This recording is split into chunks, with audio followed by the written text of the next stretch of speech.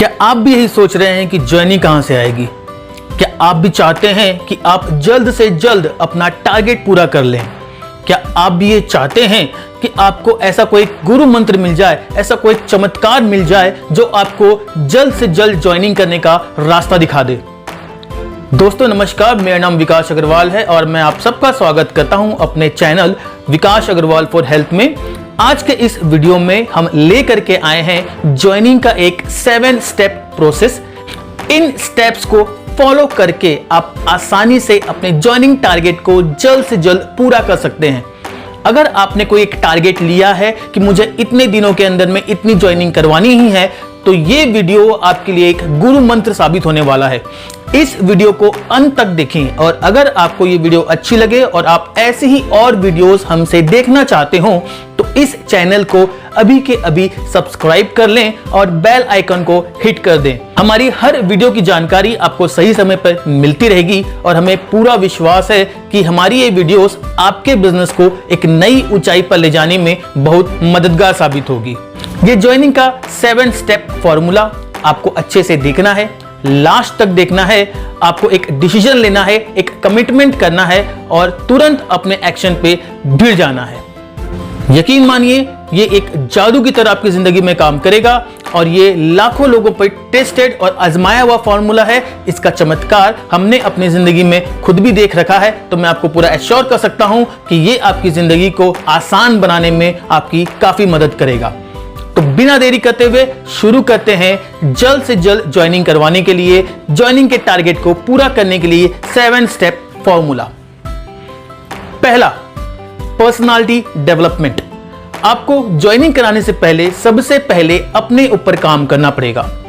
हम लोग ये भूल जाते हैं कि अगर हमको किसी पेड़ को काटना हो और हमारे पास में 18 घंटे का समय हो तो 16 घंटे हमें अपनी कुल्हाड़ी की धार को तेज करने में लगाना होगा और मात्र 2 घंटे हमें उस पेड़ को काटने में देने होंगे।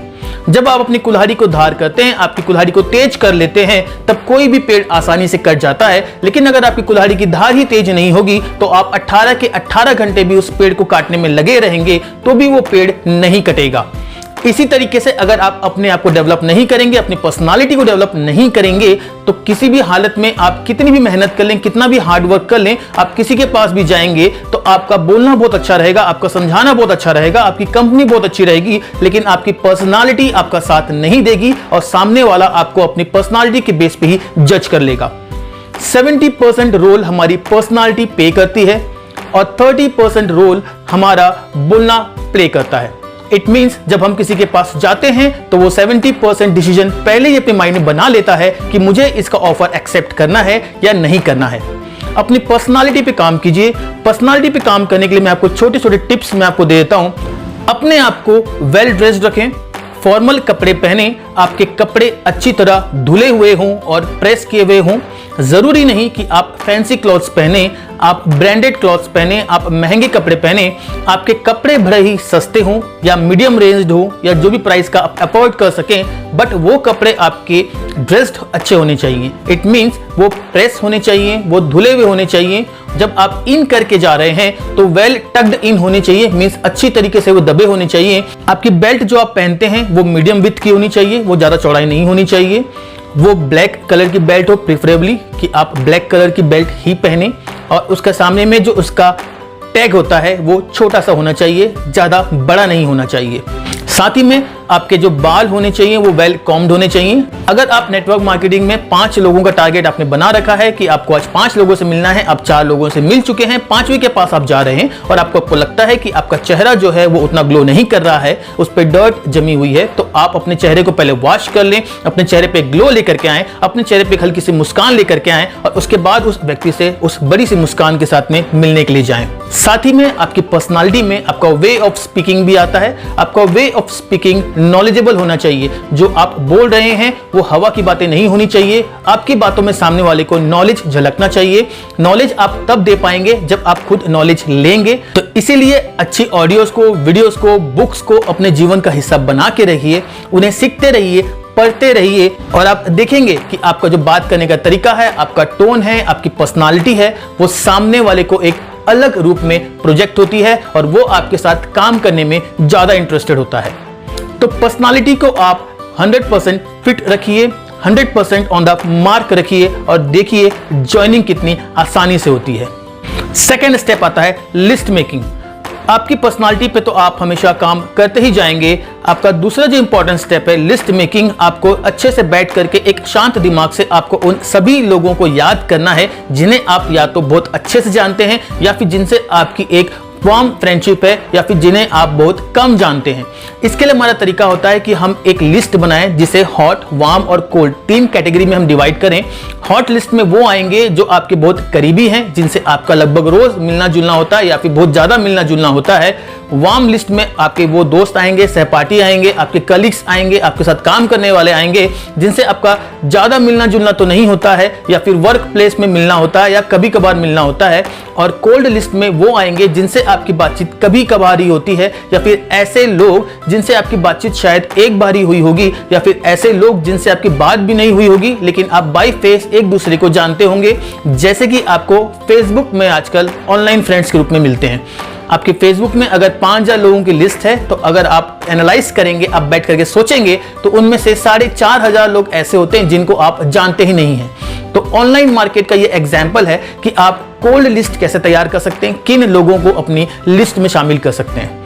मैं इन सारे स्टेप्स में डिटेल्स में नहीं जाऊंगा बिकॉज हर एक स्टेप अपने आप में एक बहुत बड़ा टॉपिक है। अगर आपको इन स्टेप्स में वीडियो चाहिए होगा तो आप हमें कमेंट करके बता सकते हैं। हम अपने अगले वीडियोस में हर स्टेप के ऊपर में एक डिटेल्ड वीडियो लेकर के आएंगे। तो ये हमारा सेकेंड स्टेप है, आपको बैठ करके एक लिस्ट बनानी है जिसमें आप उन हर लोगों को याद कर सकें जिनसे कभी आपका इंट्रोडक्शन एक बार हुआ हो या जिनसे आप बार बार मिलते हो, जिनसे आप रोज बार मिलते हो, जिनसे आप हर बार मिलते हो और उन सब लोगों को आपको अपना प्लान शो करना है।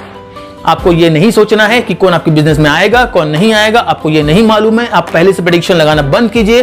Stop being an astrologer. आप सीधे अपने काम पे भिड़िए। जो आया उस पर ऊपर वाले का आशीर्वाद है, जो नहीं आ पाया उस पर ऊपर वाले का आशीर्वाद शायद कुछ टाइम के बाद होगा, लेकिन आपको सबसे मिलना है और सबको अपना प्लान शो करना है। थर्ड स्टेप, एक बार आपने लिस्ट बना ली है तो अब आपको आना है एक्शन प्लानिंग के ऊपर में। आपको अपना एक्शन डिसाइड करना है कि आप उस पर वर्कआउट कैसे करने वाले हैं। आपका टारगेट आपको अपने सामने रखना है। आप कितनी ज्वाइनिंग कितने दिनों में कराना चाहते हैं उसको आप डिवाइड कर लें कि मैं इतने दिनों में इतनी ज्वाइनिंग कराना चाहता हूं। फिर आप एक रेशियो लेके चलें कि आप कितने लोगों से मिलते हैं तो कितने लोग आपको हाँ बोलते हैं, कितने लोग आपसे प्लान सुनने को तैयार होते हैं और कितने लोग फाइनली आपके साथ में ज्वाइन होते हैं। फॉर एन एग्जाम्पल, अगर मैं लेके चलूं कि आपका रेशियो ये कहता है कि आप 10 लोगों से मिलते हैं तो 4 लोग आपको हाँ बोलते हैं, 3 लोग आपसे सुनने को तैयार होते हैं और 2 लोग ऐसे होते हैं जो आपके साथ ज्वाइन करते हैं, तो आपका रेशियो आता है 10 में से 2। तो अगर आपको 20 लोगों को ज्वाइनिंग करानी होगी तो आपको 100 लोगों से मिलना है। तो अगर आपको 10 दिन में 20 ज्वाइनिंग करानी है तो आप एक हिसाब खुद रख लीजिए कि आपको कितने लोगों से रोज मिलना पड़ेगा और कितने लोगों को रोज प्लान शो करना पड़ेगा। उस प्लान के हिसाब से आप अपने दिन के घंटों को डिवाइड कीजिए। अगर आप पार्ट टाइम वर्क कर रहे हैं, आप कुछ घंटे नेटवर्क मार्केटिंग को देते हैं, तो आप डिसाइड कर लीजिए आप कितने घंटे दे सकते हैं। उसके बाद में आप एनालाइज कर लीजिए कि आपको कितना टाइम लगता है एक व्यक्ति को प्लान दिखाने में, आपको कितना समय लगता है उसके पास से दूसरे व्यक्ति के पास पहुंचने में। तो आप उसके हिसाब से अपना जो टाइम पीरियड है उसको डिवाइड कर लें और वो जो टारगेट आपने रखा है कि आपको आज उतने आदमी लोगों से मिलना ही है, आप उसके हिसाब से ही अपना टाइम पीरियड डिवाइड कर दें। साथ ही हमेशा याद रखें अपने एक्शन प्लान को प्लान ए और प्लान बी में डिवाइड करके रखें। प्लान ए वो रहेगा जो आपका प्राइमरी एक्शन प्लान है, जो आपने पहले बनाया है कि मैं इतने घंटे दूंगा, मैं इतने घंटे से मिलूंगा और इतने लोगों से मैं हाँ लूंगा, इतने लोगों से मैं ना लूंगा, इतने लोग मेरे से ज्वाइन करेंगे। और प्लान बी वो रहेगा कि अगर ये नहीं हो पाया तो मैं क्या करूंगा। अब इसका मतलब क्या होता है? इसका मतलब ये है कि सपोज आपने डिसाइड कर रखा है कि आप 2 घंटे रोज देते हैं नेटवर्क मार्केटिंग को, लेकिन किसी दिन बाय चांस आपको कुछ इमरजेंसी काम पड़ गया। बहुत सारी सिचुएशंस ऐसे हो सकते हैं जिन्हें आप अवॉइड नहीं कर सकते। तो उस सिचुएशन में उस दिन के जो आवर्स आपको उस बिजनेस को देने थे आप नहीं दे पाते हैं, तो अब आपके पास में क्या ऑप्शन बचता है? आप सोचेंगे कि एक काम करते हैं, इन आवर्स को मैं कुछ और अगले दिनों में एडजस्ट कर दूंगा। बट आप देखिए कि जब तक आपके पास में प्लान नहीं होता है आप कभी भी आवर्स को एडजस्ट नहीं कर पाते हैं, क्योंकि हम सबकी जिंदगी इतनी ज्यादा कॉम्प्लिकेटेड है, इतनी ज्यादा व्यस्त है कि हम टाइम मैनेज कर नहीं पाते हैं। तो आपको अब ये सोचना पड़ेगा कि इस प्लान ए का अगर कुछ हिस्सा फेल होता है तो उसको मैं कहां एडजस्ट करूंगा, और ये प्लानिंग आपको उसी समय करनी पड़ेगी जब आप प्लान ए बना रहे हैं, और ये जबकि प्लानिंग है ये आएगी प्लान बी में। आपका प्लान बी तैयार होना चाहिए कि अगर मेरे किसी दिन इमरजेंसी पड़ती है, कुछ ऐसा काम पड़ता है कि मैं महीने के 2 दिन 3 दिन 4 दिन 1 दिन 5 दिन 30 दिन जितना भी आप सोच पा रहे हैं, जितना भी आपको लगता है मैं काम पे नहीं जा पाऊंगा, तो मैं उन आवर्स को कहां एडजस्ट करूंगा, मैं सुबह उठने के टाइम को एडजस्ट करूंगा, मैं रात के सोने के टाइम को एडजस्ट करूंगा, और आपको उन टाइम को एडजस्ट कैसे करना है वो पूरा का पूरा प्लान आपका प्लान बी में होना चाहिए। यकीन मानिए अगर आपको टारगेट अचीव करना है तो आपके पास में एक सॉलिड प्लान ए होना चाहिए और उसको बैकअप करने के लिए एक प्लान बी होना ही चाहिए। तो यह है आपका तीसरा स्टेप कि आपको प्लानिंग करनी है जिस पे आप एक्शन ले सकें। फोर्थ स्टेप, चौथा स्टेप आपका आता है अपॉइंटमेंट लेने का। अब आपको अपॉइंटमेंट लेना है। जिन लोगों की आपने लिस्ट बनाई है आप उन लोगों से फोन पे अपॉइंटमेंट ले सकते हैं। अगर कहीं आपसे वो मिलते हैं तो आप उनसे मिल करके अपॉइंटमेंट ले सकते हैं। आप उनसे अपॉइंटमेंट दीजिए। अपॉइंटमेंट के लिए अगर आप कॉल कर रहे हैं तो बहुत ही फॉर्मल तरीके से बात कीजिए। आपका दोस्त हो या फिर कोई अनजान हो, मैटर नहीं करता। जब आप बिजनेस के लिए अपॉइंटमेंट लेने के लिए कॉल कर रहे हैं तो बी अ प्रोफेशनल, आप उससे प्रोफेशनली बात करें। कर्टसी उसमें होनी चाहिए। फॉर्मल अप्रोच और कैजुअल अप्रोच कंबाइंड होना चाहिए। अगर आप किसी अपने जान पहचान वाले से बात कर रहे हैं, इट मींस आपकी आवाज में विनम्रता झलकनी चाहिए। आप उसके फैमिली को लेकर के, उसके इनकम को लेकर के, उसके सपनों को लेकर के, उसके परिवार को लेकर के, उसके बच्चों को लेकर के कंसर्न्ड नजर आने चाहिए। मींस आपको ऐसा शो करना है जब आप अपॉइंटमेंट ले रहे हैं कि आप उसकी फैमिली के लिए, आप उसके लिए, आप उसकी इनकम के लिए, आप उसके सपनों के लिए चिंतित हैं। या फिर आप उसकी फैमिली के बारे में ना बात करके आप अपने बारे में बात कर सकते हैं कि मेरी फैमिली, मेरी इनकम, मेरे बच्चे, मेरे गोल्स, मेरी ड्रीम्स, उन्हें पूरा करने के लिए मुझे एक अच्छा अपॉर्चुनिटी नजर आया है जो मैं शेयर करना चाहूंगा। आप हमेशा ध्यान रखें कि जब आप किसी से अपॉइंटमेंट ले रहे हैं तो क्लोज एंडेड क्वेश्चंस ना पूछें उससे आप ये पूछें कि ठीक है हम 3 से 4 के बीच में मिलते हैं, वो समय सही रहेगा ना। तो फिर सामने वाले के पास में हाँ या ना बोलने का ऑप्शन खत्म हो जाता है। फिर वो आपको बोलेगा कि 3 से 4 के बीच में बिजी रहता हूं, तो आप बोल सकते हैं कि ठीक है हम 5 से 6 के बीच में मिलते हैं। तो फिर आपको सामने वाला बोलेगा कि नहीं, वो एक काम करो हम 7 से 8 के बीच में मिलते हैं। तो सामने वाला आपको हाँ या ना नहीं बोलेगा, सामने वाला आपको एक टाइम देगा कि हम उस टाइम में मिल सकते हैं। तो इस तरीके से आप इजिली अपॉइंटमेंट किसी से भी ले सकते हैं। तो ये आपका चौथा स्टेप था कि अब आपको अपॉइंटमेंट लेनी है। पांचवा स्टेप, एक बार आपको अपॉइंटमेंट मिल गई, अब आप प्लान शो करने जा रहे हैं। आप सामने वाले को प्लान शो करेंगे। प्लान शो का कड़ा में बिल्कुल फॉर्मल रहें। सामने वाले को बोलने का ज्यादा मौका दें, उसके मुंह से बातें निकलवाएं, उसके ड्रीम्स निकलवाएं, गोल्स निकलवाएं, उसके फैमिली के बारे में बात करें। और जाते के साथ में ही सबसे पहले आप प्लान शो करना चालू ना कर दें। मैं एक बहुत बढ़िया बिजनेस लेकर के आया हूं, मैं बहुत बड़ी अपॉर्चुनिटी लेकर के आया हूं, तुम लखपति बन जाओगे, तुम करोड़पति बन जाओगे, ये सब बोलना ना शुरू करें। आप सामने वाले साथ में बैठें, उसके साथ में एक रिलेशनशिप क्रिएट करें, अच्छी अच्छी बातें करें, नॉलेजेबल बातें करें, एक फ्रेंडली रिलेशन बनाएं, उसकी फैमिली के बारे में पूछें। बातों ही बातों में ये एनालाइज करने की कोशिश करें कि सामने वाले को चाहिए क्या। वो पैसे में इंटरेस्टेड है कि वो अपने घर के स्वास्थ्य को लेकर के इंटरेस्टेड है, वो किन चीज़ों में इंटरेस्टेड है। उन बातों को आप एनालाइज करें और उसके बाद में जब आपको मोमेंट लगता है कि अब आप बोलना शुरू कर सकते हैं, तो अपने प्लान को उसके नीड्स के ऊपर में, जो उसने बोला है, खुद ही आपको इंडिकेशंस दिए हैं, उन नीड्स के ऊपर में आधारित करके अपना प्लान प्रोजेक्ट करें।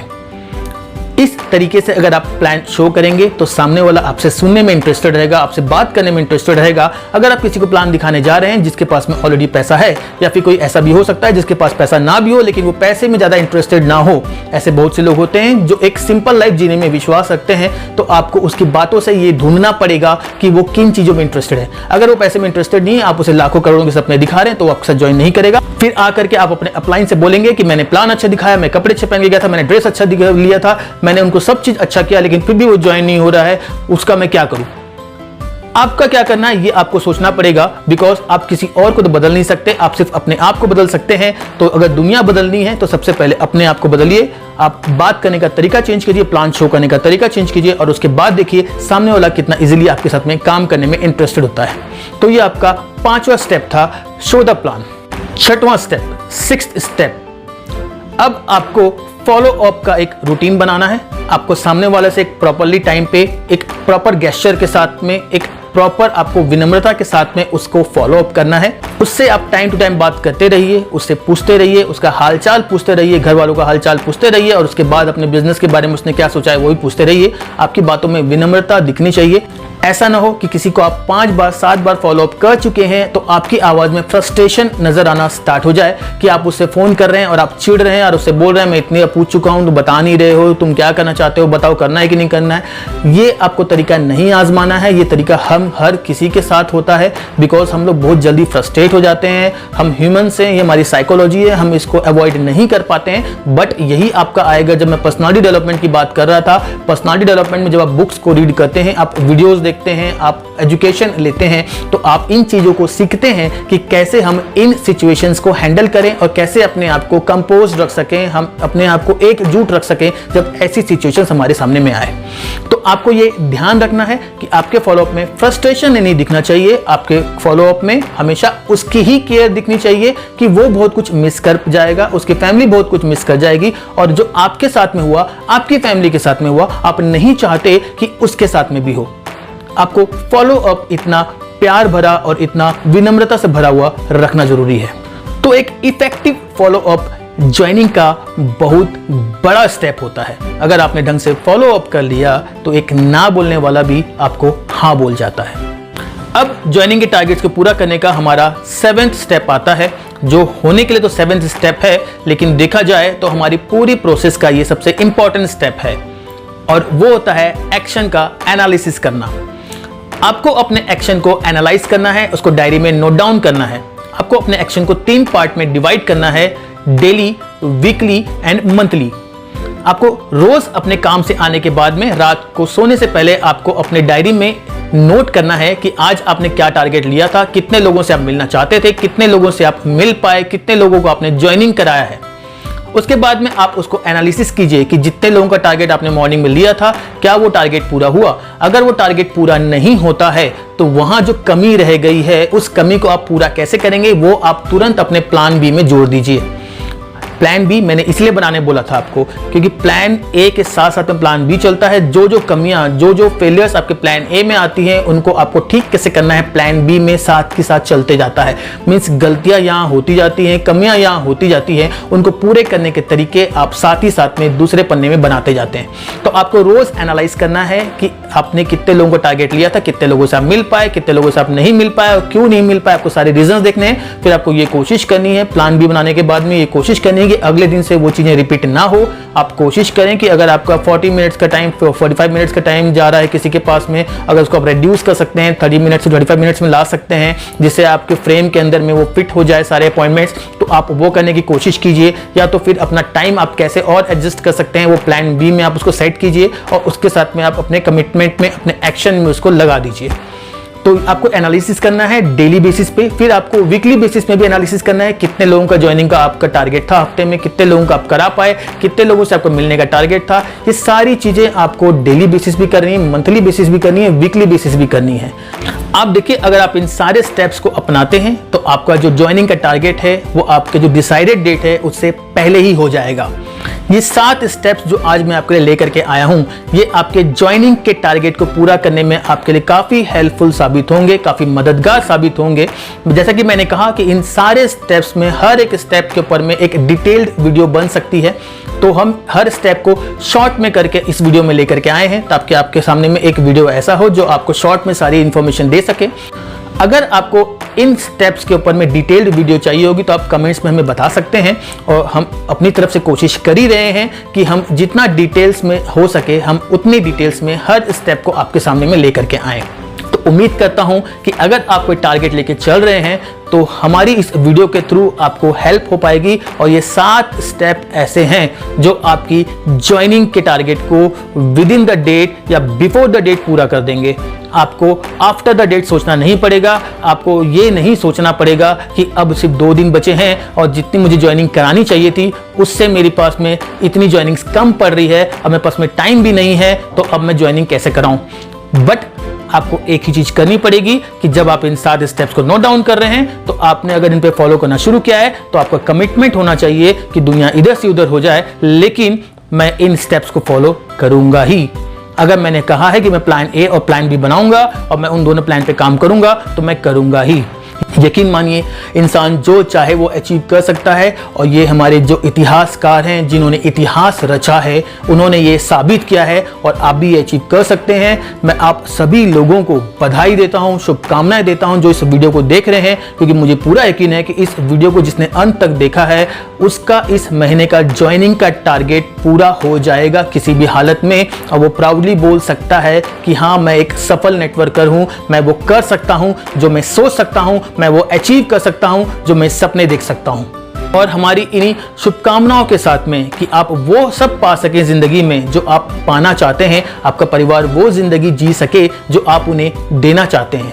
मैं विकास अग्रवाल आप सबसे विदा लेता हूं और आप सबसे मुलाकात होगी हमारे अगले वीडियो में। आपको अगर ये वीडियो अच्छा लगा हो तो जरूर से इसे सब्सक्राइब कीजिएगा और कमेंट्स में हमें ज़रूर बताइएगा कि आपको इन स्टेप्स में किन स्टेप्स के ऊपर में डिटेल्ड वीडियो चाहिए और ये वीडियो आपके लिए हेल्पफुल है या नहीं। तो उसी के साथ में हम मिलेंगे अपने अगले वीडियो में। तब तक के लिए जय हिंद, जय भारत, जय हिंदुस्तान, जय हो।